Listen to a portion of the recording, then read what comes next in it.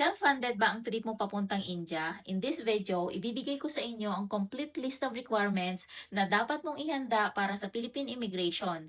So, get ready to screenshot, baka may makalimutan ka. Namaste mga ante, this is Kizzy, a Filipina living here in India. So, let me be your India travel guide and friend. Tandaan na kapag self-funded ang dineclare mo, ikaw ang sasagot sa lahat ng gastusin mo sa biyahe, including your airfare, accommodation, food, pocket money, at iba pang travel expenses. Iwasang magpakita ng resibo o booking na binayaran ng ibang tao o gamit ang account ng ibang tao o currency ng ibang tao na wala kang maayos na paliwanag. Dahil maaaring magdulot lang ito ng karagdagang tanong sa immigration. So, are you ready? Let's start with una ay ang passport. The first thing immigration will check is your passport. Kaya siguraduhin valid for 6 months ito. May at least 2 blank pages at no major damage. Next is the Indian visa. Never assume na visa-free ang mga Filipino papuntang India ha. Siguraduhin approved na ang inyong Indian visa bago ang iyong flight. At tandaan na hindi magiging valid ang visa kung may mali o hindi tugma ang mga detalye nito sa iyong passport. Kaya ugaliing i-double check ang inyong visa sa sandaling matanggap mo ito. Check the passport number, buong pangalan at spelling, visa validity at expiry dates, at the number of entries. Next is the return ticket at siguraduhin confirmed ang inyong return ticket. Hindi dummy, hindi fake at hindi altered. Next is the detailed itinerary. Kung nakabuka sa isang tour operator, mas maganda dahil mas organized ang itinerary mo, pero hindi ito required. Maaari kang gumawa ng sarili mong itinerary basta realistic, detalyado at tugma sa iyong travel plans. Isama na ang mga lugar na bibisitahin, petsa, accommodation at paraan ng pagbiyahe sa bawat destinasyon.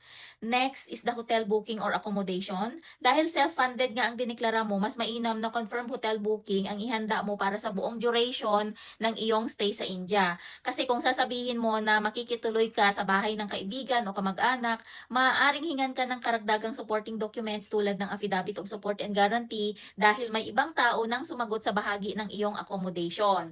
Kung iba-iba ang cities na pupuntahan mo, siguraduhin may booking para sa bawat destination at isave ang lahat ng booking confirmations. And for proof of financial capacity, inorganized ko ito by employment category because not all self-funded travelers are government employees. Could be employed ka privately, a government, self-employed, or a freelancer. Screenshot nyo na lang yan kung saan kayo belong. At huwag nating kalimutan ang proof of ties sa Pilipinas o ang mga ebidensya na magpapakita na may dahilan kang bumalik pagkatapos ng biyahe mo. Isa sa pinakamalakas na proof of ties ay ang pagiging employed kasi yung COE mo, yung approved leave of absence mo, at ang work details mo ay nagpapatunay na may babalikan kang trabaho sa Pilipinas. Pero kadalasan, ito din ang nagiging problema at nagiging red flag ang ating mga freelancers at online workers sa immigration kasi pwede naman nila ipagpatuloy ang kanilang trabaho kahit na hindi na sila babalik sa Pilipinas. Kaya kailangan natin ng mas extra document para na ipakita ang matibay na proof of ties sa Pilipinas. I have the list of some documents na pwede ninyong i-prepare kung meron kayo. So, ayan, screenshot nyo na lang yan, baka meron kayo at makatulong. Meron din akong hinanda na not mandatory pero highly recommended na mga documents na dapat ninyong i-prepare kung meron. So, ayan, bring additional IDs, that is not required pero useful, travel insurance, mura lang din naman yan, and bring all your cards. So guys, in summary, hindi pare-pareho ang mga supporting documents ng bawat traveler.